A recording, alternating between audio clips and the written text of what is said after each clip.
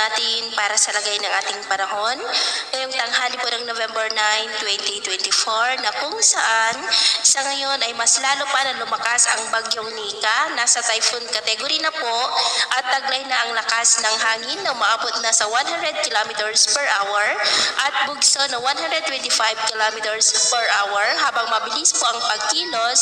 pa-west, northwestward sa bilis po na 30 kilometers per hour. Nasa layo po ngayon ng 476 km east ng Baler, Aurora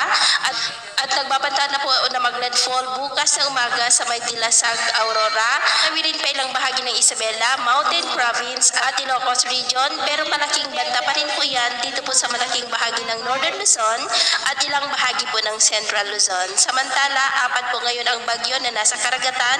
Una na dyan ang bagyong si Marce na tumawid na dito sa ating kalupaan at ang ikalawa si bagyong Nika.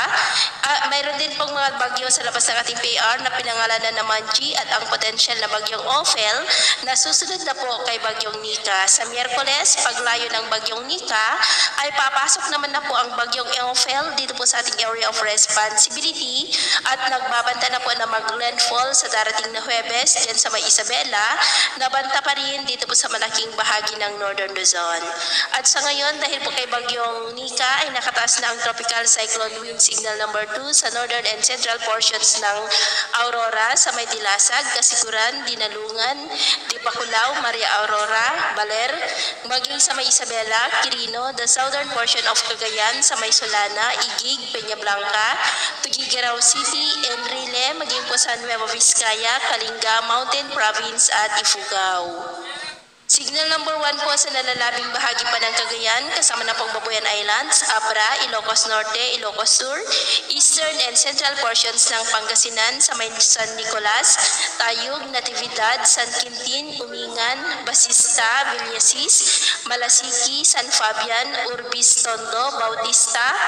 maging po sa may Mangaldan, Mapandan, Rosales, Dagupan City, Binalonan, Aguilar, Alcala,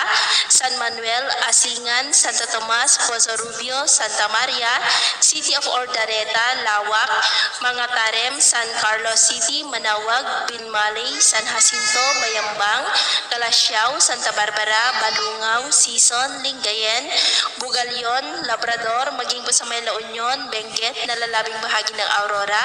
Tarlac, Nueva Ecija, Pampanga, Bulacan, northern portion po ng Metro Manila sa may City of Navotas, City of Valenzuela, City of Malabon, Caloocan City, Marikina City, Pasig, Quezon City, Rizal, maging po sa northern portion ng Laguna sa may Santa Maria, Mabitac, Pakil, Pagil, Fami, Sinolwan, Paete, Kalayaan, Cavinti, Lumba, Luciana, maging po sa eastern portion ng Quezon sa may Calawag, Ginayangan, Taggawayan, Pitogos, San Andres, Buenavista, San Francisco, Pagbilao, Infanta, Lopez, Katanawan, Mulanay, Unisan, General Luna, Plaridel, Quezon, Alabat, Sampaloc, Padre Burgos, Macalelon, Mauban, Perez, Agdangan, Gumaka, Atimonan, Real, San Narciso, General Nacar, Lukban